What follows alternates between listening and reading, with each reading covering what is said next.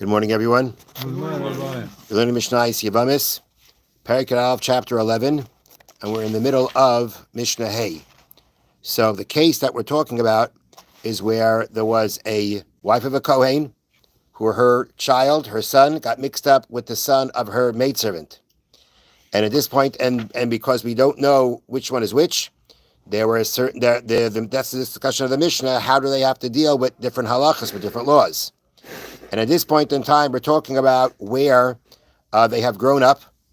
The slave child has been inherited by the master's child, and the Mishnah had said that they should free each other, because by freeing each other, meaning the master frees the servant, but we don't know which one is which. So each one goes through the process of freeing the other one.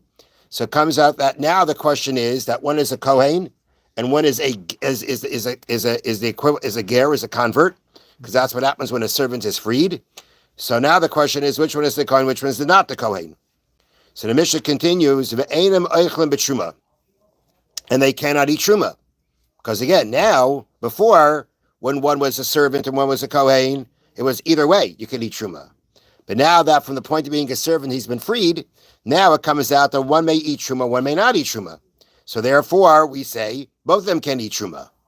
Now, v'im achlu, and if they did eat truma, einon meshalmin keren v'chaimesh. They don't have to pay what's called the principal and a fifth. Now, what that means is like this. I'm going to read to you here from the notes. A non-kohen who eats truma by mistake. A non-kohen who ate the truma that's supposed to be only eaten by kohanim, he eats it by mistake, must give a kohen of his choice, any kohen you want, an amount of produce equal to that which he ate, plus a penalty of a fifth. We won't get into what a fifth means exactly, how you calculate the fifth. But the point is that when you pay this principal for what you ate accidentally, you pay the principal by giving an equal amount of produce of what you ate, plus a fifth. Now, that's the typical, if a person goes ahead and does that. In our case, each of the men is exempt from this payment if he ate truma, because each one can claim that he is in fact a Kohen, right? Who are you going to say to? Which one are you going to say to? Hey, pay up. You're going to say, why should I pay up? Maybe I'm the Kohen, and the rule is hamoitzimei chaveroi alav haraya. You know, possession is 9/10 of the law. If you want to go ahead and take something from someone, the burden of proof is on you. So therefore, when it comes to this question, who is the Kohen, meaning who is the one who has to pay, you prove it to me that prove that I'm the Kohen. There's no proof that I'm the Kohen, and until there's a proof, I don't have to give up you can't take my money away from me. So therefore, the Mishnah says that if they both ate again accidentally, they're not supposed to, but they both ate accidentally, and it comes out for sure one of them wasn't allowed to do it, but nonetheless, we don't know which one it is, and therefore we cannot make them pay this keren and chomesh, this principal and a fifth. Ve'enon cholkim ala goyrin, and they cannot come and take a portion at the silo. Now, what that means is like this. As we said before, when a Kohen comes to get truma, what does he do? He goes to the silo, he goes to the thresh, he goes to where they thresh the grain, and then they pile it up and they smooth it out, and it's finished being processed. That's when you give it to the Kohen.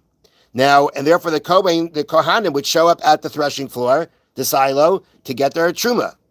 Now, before we said if they both show up together, before one was freed, and they both showed up together, when one was the Kohen and one was the servant, and they both showed up together at the silo, we'll give them. We can give them. Because as long as if the servant has someone else with him, he has the master with him, or at least someone else with him, we can give to the servant. Okay, but now already one's not a servant. One is a Kohen, one's a non-Kohen. So we say if they show up at the silo, we don't give. Now, let me read to you like this. Even if both of them, I'm reading here from the notes, even if both of them come at the same time and request a single portion, or arguing that one of them is definitely a Kohen, they do not receive the truma because this may lead them to eat it, which is forbidden. Now, let's go back. Point is like this. They both show up at the silo, and they say to them, well, one of us is for sure a Kohen. So give us one portion. Now you'll say to yourself, for what purpose? We don't know which one can eat it. So what are you taking a portion for? But the answer is, is that if, let's say, a non-Kohen gets his hands on truma. Let's say, for instance, give me an example, right? There are situations brought in the Gemara where a Kohen's grandson is not a Kohen, and he dies, and his only heir is that grandson.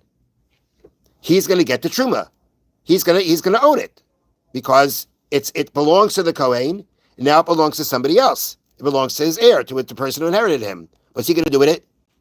You know what he does with it? He sells it. He sells it to a Kohen, and he can keep the money. And the money is not sanctified. We're going to see that very soon. So really, my understanding here is that each one they're showing up together, and they're saying, look, one of us is for sure a Kohen, so give us a portion. And what are you going to do with the portion? Oh, we're going to sell it to a Kohen. No, we don't do that. We don't let you do that. You know why? Because we're afraid if we do that, one of you may end up eating it. If we give you the truma, because one of you may be a Kohen, even though, again, you could say, I'm going to sell it, we don't let you take it, because we're afraid that one of you may come to eat it, and that's forbidden. So therefore, they can't even demand one portion between them of truma and be given it, because we're afraid if they take it, they may come to eat it, which they're not allowed to do because we don't know which one is the Kohen and which one isn't. Next, umaychnes truma. That's the next line. But they can sell to a Kohen the truma. They can sell. Which truma are they selling? What truma are they selling? The answer is like this. Again, interesting halacha to know. Important halacha to know. A Kohen, right? We give truma to a Kohen, right? Right? Does a Kohen himself have to separate truma from his own produce? Does he have to separate his own? Yes. To whom? Right? You're saying to whom? Who's he going to give it to? Another Kohen? He can say, "Why should I give it to the other Kohen? I'll keep it myself." But here's the halacha. A Kohen too must separate truma from his produce before he can eat the rest, though he may keep that truma for himself. So that's what every Kohen does. He separates truma because you need to separate the truma out of the grain. But now that it's separated, you keep it because you're a Kohen. Why should you have to go to somebody else? But you need to do the separating. So clearly, therefore, the questionable Kohanim of our Mishnah must each separate truma from their own produce. However, they're not required to give the truma to a definite Kohen because each one can argue, prove it that I'm not a Kohen. And therefore, at the end of the day, they're going to sell it. So they're going ahead, these two guys. One of them is a Kohen, one of them is not. Do they both have to separate truma? Even if they're a Kohen, they have to separate truma. Okay? But now, what happens to that truma? Where does it go? You're going to say, well, give it to a Kohen. The guy's going to say, maybe I'm the Kohen. Why should I give it up? Maybe I'm the Kohen. And that's going to be a good claim. So what are they going to do with it at the end if they can't eat it? What are they going to do with it at the end? What are they going to do with it? They're going to sell it. And that's what it means. Umaychrin esat truma. They can sell the truma, and the money's theirs. When you give money for truma, it doesn't take on the sanctity of truma. So therefore, once they sell it, even if it was the non-Kohen, use the money. Next, they cannot take a portion in the sacrifices of the Beis Hamikdash, such as, what are we referring to here? Such as the hides of the offerings that are given out to the Kohanim who serve at the temple, since neither of them can prove he is a Kohen entitled to them. When you have a certain sacrifice and you skin the animal, where do the hides go? Where does the skin go to? The answer is it goes to the Kohanim that were there, that were part of that were working there. Well, none of these person, as we're going to see, these, as we said before, they cannot. I think we had that. Not sure, but these Kohanim, they can't offer a carbon. We don't know if they're a Kohen or not. So they cannot either. So whether they're involved or not, but at the end of the day, we're saying that since none of them can prove that they are a Kohen, they're not going to get any portion in the sacrifices of the Beis Hamikdash. Ve'einaisner lahem kadashim, and we do not give them sacrifices. This is what it means. Here's what I was looking for. When it says here, ve'einaisner lahem kadashim, we don't give them holy sacrifices. Means we don't give them the offerings to do any kind of service, because in fact, then any kind of the service in the Beis Hamikdash, because they're not a Kohen. Ve'ein motziin shalahem miyadam, and we do not remove their own sacrifices from their possession. Now, what that means is like this, okay? The first, what are we referring to here when we say we don't take away from them that which is theirs? What are we referring to there? So we're referring to the following. The firstborn male of sheep, goats, or cattle, born in one's flock, known as the Bechar, the firstborn, must be given to a Kohen. That's the rule. You have a firstborn animal of your flock, you give it to the Kohen. And then the Kohen takes it and brings it as a sacrifice. So we have to give it to the Kohen. In our case, we do not force each of these people to do so because each can claim that he is the Kohen, in which case the Bechar is his to keep. Again, he has a Bechar. It's got to go to a Kohen. So each one says, maybe I'm the Kohen. I have to go ahead and give it away? Maybe I'm the Kohen. So you can't take it away from him. Okay, next. Upeturim and Azrayim and Alochayim and Akeva. And they are exempt from giving what's called the Zeroah, the foreleg, the L'chayim is the jaws, Umin HaKeva and the stomach. Okay, this halacha is the following. Got a lot of halachas today. A Yisrael, a Yisrael who slaughters a sheep, goat, or ox for non-sacrificial purposes must give the animal's right foreleg, its jaws, and its stomach as a gift to a Kohen. The stomach here is talking about one specific stomach of the animal. The question will Kohanim of our Mishna need not give these gifts, because each one can argue that he's the Kohen and thus exempt from the requirement. You know, he can play it both ways. He can say that I'm not giving it to the Kohen because maybe I'm a Kohen. I shouldn't say both ways. He could say, I could say I'm not giving it away because I'm a Kohen. And in the case, I may be a non-Kohen, and therefore when I go ahead and I bring an animal and I offer and I just slaughter an animal, there are parts of the animal I have to give to the Kohen. Again, you can't force him to do it. He's going to say, maybe I'm the Kohen. Now, in contrast to Truma, which is forbidden to a non-Kohen, the foreleg, jaws, and stomach of an animal may be eaten by anyone. The only obligation is to give them to a Kohen. Since in our case they are exempt from giving to the Kohen, they may eat them themselves. Okay, so now you're saying they slaughter an animal, they don't have to give these parts away because maybe they're the Kohanim. Okay, but maybe they're not the Kohanim. So how can they eat it? The answer is, if that monetarily, they don't have to give it away. They don't have to. Maybe they're the Kohanim. How can you eat it? Maybe you're a Kohen. There's nothing wrong with eating if you're not a Kohen. A non-Kohen is allowed to eat these things. A Kohen cannot invite someone to eat, a non-Kohen to eat Truma. But if a Kohen wants to invite someone to come eat the foreleg, or the jaws, or the stomach with him, because he's allowed to, it doesn't have sanctity. So therefore, once monetarily they don't have to give it away, they can just eat it themselves. Next, and his firstborn will pasture until it gets a blemish. Now, again, in the times of the Beis HaMikdash, a person who had an animal bechar would give it to a Kohen, and the Kohen bring it as an offering. Okay? If a bechar was born into a flock owned by a Kohen, the Kohen would offer it himself and eat the meat. So again, if you own a bechar, you give it to the Kohen. He takes it to the Beis HaMikdash, he brings it as a sacrifice and eats the meat. If a Kohen has animals, the firstborn animal of his flock, he takes it to the Beis HaMikdash and he eats it. He brings it as an offering and he eats it. Now, the case of a questionable Kohen bechar, however, is problematic. Since he is possible a Kohen himself, we cannot force him to give it to a definite Kohen, as the Mishna taught us above.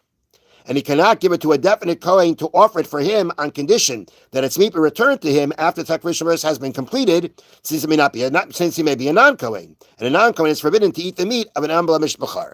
Okay, now, what's going on is like this. The next problem is, okay, so we said before that this firstborn animal doesn't have to give it away. Maybe he's the Kohen and he can eat it. All right? Now, the thing is, though, that if, let's say, he is a non-Kohen, let's say he's really the non-Kohen, he can't just eat this animal. He can't eat it. Now, so the thing is that he's in a situation where he doesn't have to give it to another Kohen if he's a Kohen, and therefore we say we can't take it away from him. But if he's not a Kohen, he can't eat it either if it's unblemished. If it's unblemished, he cannot eat it himself. If it's an unblemished firstborn that belongs to a non-Kohen, that animal has to go to a Kohen, and the Kohen takes it as an offering. In our case, we're saying we can't take it away from him. Maybe he's the Kohen. At the same time, he can't eat it because maybe he's not a Kohen. So what is he supposed to do? The answer is like this. To solve this problem, the Mishnah teaches that the owner should leave the animal to graze until it develops a disqualifying blemish. When this happens to a bachar, it may be slaughtered in the normal manner, and its meat may be eaten to anyone, since a blemished bachar has no sanctity. Even though the law is that a blemished bachar too must be given to a kohen, that it's simply a monetary obligation. In our case, therefore, the owner might himself be a kohen, no requirement to give it to a definite kohen. That means like this, that when you're stuck sometimes with an animal, what to do with it? Let it pasture. Let it go out into the field. After a while, it's going to get what's called a blemish. That's going to disqualify it. When you leave it running around outside, something's going to happen. It's going to get a cut in the lip. It's going to get a cut in the eyelid. Something's going to happen to it that's going to go ahead and make it a blemish and make it invalid to be as a sacrifice. Now, if that's what happens to your firstborn, you have a firstborn animal and it gets a blemish.